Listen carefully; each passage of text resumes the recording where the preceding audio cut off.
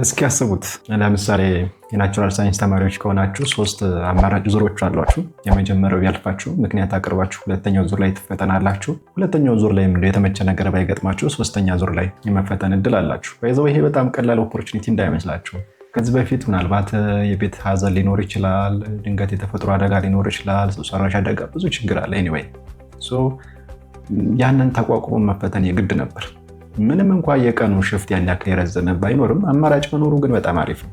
3 አማራጭ አለው የናቹራል ሳይንስ። የማህበራዊ ሳይንስም እንደዚሁ 3 አማራጮች አሉት ማለት ነው። ግን ደግሞ አስቡት የናቹራል ሳይንሱ ናችሁ የመጨረሻው ዙር ላይ 3ኛ ዙር ላይ፣ ወይም ደግሞ የሶሻል ሳይንስ ሆናችሁ ደግሞ የመጨረሻው ዙር ላይ ሆናችሁ ድንገት ግማሽ ላይ ያላችሁ ልትጨርሱ የተወሰነ ሲቀራችሁ ወይ ስትጀምሩ መብራት ቢጠፋ፣ ኢንተርኔት ቢቋረጥ፣ የኦንላይን ፈተና ከባድ ነው። ምንድን ነው የምታስቡት? አለቀልኝ በቃ ተበላው። መረበሽ ይኖራል። ድንገት ብዙ ጊዜ ደግሞ የሚያጋጥሙ የመውደቅ እንትኖች አሉ አይደለ? ሳይኮሎጂካል ዲስኦርደር አለ እና ብዙ ችግር አለ። ኤኒዌይ እንደኛ ሀገር ተጨባጭ ሁኔታ ደግሞ የኢንተርኔት እና የመብራት ችግር የምናውቀው ነው። አባይ ቢያልቅም መብራት እስካሁን ድረስ የምንፈልገውን ያህል እያገኘን አይደለም። ኤኒዌይ ትምህርት ሚኒስቴር በዚህ ዙሪያ ፈተናዎችን በሚያዘጋጅበት ሰዓት ምን ያስበው ነገር አለ? በዛሬ ቪዲዮ ይህንን ነው የምነጋገረው። አዲስ ከሆናችሁ ሰብስክራይብ አድርጉ። ወደ ቪዲዮ እንሄዳለን። ኦኬ፣ በመጀመሪያ በጣም ደስ የሚል ሰርፕራይዝ ነው የምነግራችሁ። እንደሚታወቀው ለምሳሌ ይሄን ፈተና ስትፈተኑ የሚመለከታቸው አካላት አሉ። የትምህርት ሚኒስቴር ብቻ አይደለም። እንግዲህ ብዙ የመንግስት መስሪያ ቤቶች አሉ። ከነዛ መካከል ለምሳሌ ኢትዮ ቴሌኮም አለ። ኢትዮ ቴሌኮም ኢንተርኔቱን በመቆጣጠር ሂደት በጣም ግንባር ቀደሙ ነው። ሁለተኛው ደግሞ መብራት ኃይል ነው። እነዚህ 2 ነገሮች አስፈላጊ ናቸው። የሌላውን ጉዳይ እንተወውና፣ ምክንያቱም ሌላ ምን ሊኖር ይችላል ብላችሁ ልታስቡ ትችላላችሁ አይደለ? ለምሳሌ ጸጥታ ሊኖር ይችላል፣ የተፈጥሮ አደጋዎች ምናምን ሊኖር ይችላል፣ ድንገት ዝናብ በረዶ ቢሆን።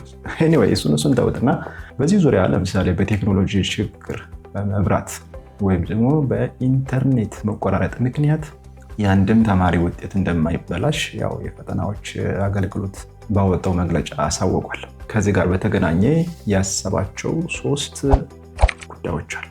እነሱን እንነጋገር። ኦኬ፣ እነዚህን 3 ጉዳዮች ለምሳሌ ከኢትዮ ቴሌኮም እና ከመብራት ኃይል የተወጣጡ ፈጣን ምላሽ የሚሰጡ ግሩፖች ተዋቅሯል ብሏል። ሰየው ነው እሱ ነገር። ከነዚህ ወይም ደግሞ ይሄ ቲም ከሚሰራቸው ስራዎች መካከል ተማሪዎች ፈተናቸውን እየተፈተኑ ባለ ሰዓት የሚፈጠሩ ችግሮችን መሰረት አድርገው ምላሽ የሚሰጡ ማለት ነው። የመጀመሪያው የሚሰራው ስራ ምንድን ነው? ሰዓት መቆለፍ ነው፣ ወይም የታይመር ፍሪዝ ይባላል። ፍሪዝ ማለት ማቆም ነው።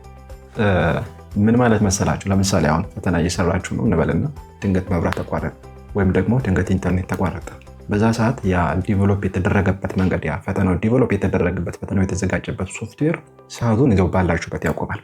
እየወረድ ነው አይደለ ሰዓቱ የሚሄደው። ለምሳሌ 50ኛው ደቂቃ ላይ ከነበራችሁና 50ኛው ደቂቃ ላይ መብራት ቢቋረጥ ወይም ኢንተርኔት ቢቋረጥ 50ኛው ደቂቃ ላይ ያቆማል፣ ያ ኮምፒውተር ላይ የነበረው የፈተና ሰዓት ማለት ነው። ፈተናው ልክ አሁን መለማመጃው ላይ ገብታችሁ ብታዩት ያንኑ ነገር ነው የምታገኙት። ስለዚህ እየወረደ ነው የሚሄድ ሰዓቱ። ችግር ቢያጋጥም እዛው ጋር ይቆማል ማለት ነው። ስለዚህ ተስተካክሎ ወደ መደበኛ አገልግሎቱ ሲመለስ ያ ኮምፒውተር ከ50 ደቂቃው ጀምሮ ታች ይቆጥራል ማለት ነው። 40ኛው ላይ ከሆነ 30ኛው ደቂቃ ላይ ከሆነ የቆመ አሁንም ከዛ ቀጥሎ ወደ ታች መቁጠር ይጀምራል ማለት ነው።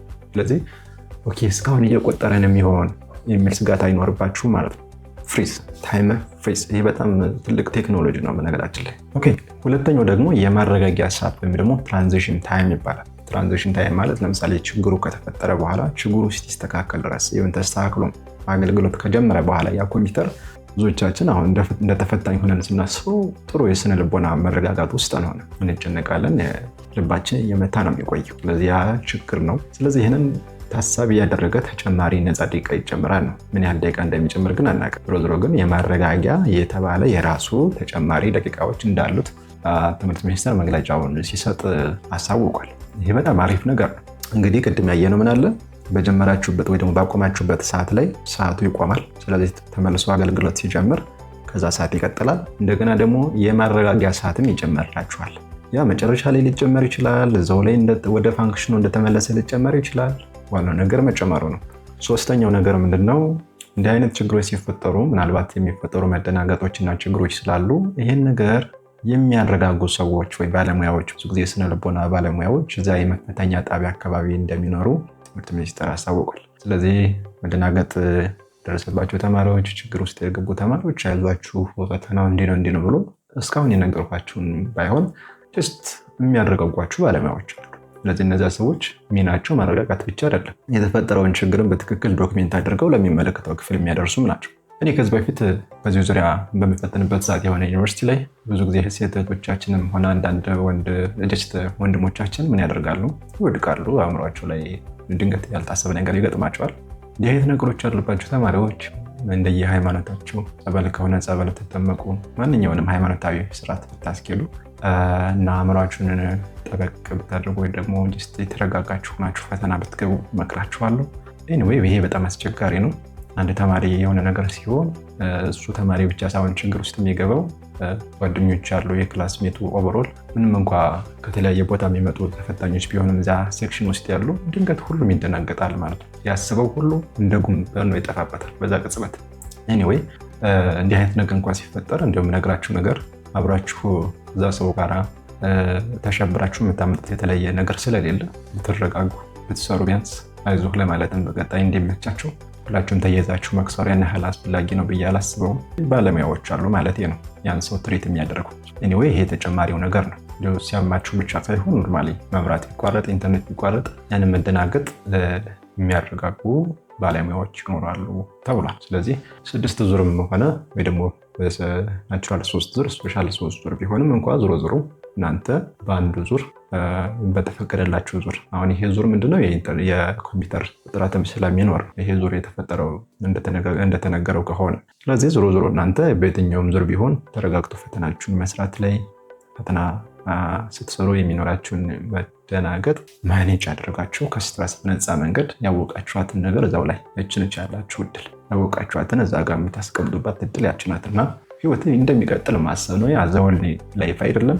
ቢሆን ይሆናል፣ ባይሆን ደግሞ አይሆንም። በቃ የእናንተ የሚለው የራሱ ታይም አለው። እንደ ልፋታችሁ መጠን ነው የሚከፈላችሁ። ስለዚህ ዋናው መኖር ነው የሚሻለው። ከዚህ በፊት ስለ 80-20 ፕሪንሲፕል ትምህርት ሚኒስቴር ተጠቅሞ ስለሚያወጣው ፈተናውን ማለት ነው ምን እንደሆነ አብራርቼላችኋለሁ። 80% ከየት የመጽሐፍ ክፍል እንደሚወጣ አብራርቼላችኋለሁ። መብራትን፣ ኢንተርኔት እንደዚሁም ደግሞ ሌሎች ችግሮች ቢከሰቱስ ትምህርት ሚኒስቴር ምን ሊያደርግ እንዳሰበ በዚህ ቪዲዮ አይተናል። እነዚህን የተለያዩ ሁለቱን ያለፉ ቪዲዮዎችን ብታዩዋቸው እመክራችኋለሁ። ይሄ ቪዲዮም እንደዚሁ እንደጠቀማችሁ ተስፋ አደርጋለሁ። ዞሮ ሌሎች ተፈታኝ ጓደኞች፣ ወንድሞች ካሏችሁ፣ ቤተሰብ ካሏችሁ ሼር አድርጎላቸው። ይሄ ቪዲዮ ለብዙ ሰዎች እንዲደርስም ላይክ ብታደርጉት ወይም ደግሞ ለብዙ ሰው እንዲደርስ ያደርጋል። ዲስላይክ ብታደርጉት ዞሮ ኢንጌጅመንት ነው፣ ችግር የለውም። የምናስተካክለው ነገር ካለ ኮሜንት ብታደርጉ ግን በጣም አሪፍ ነው። ውድ ሀገሬ ልጆች ፈተናው መልካም ፈተና ይሆንላችሁ። በቀጣይ እንገናኛለን። ሰላም።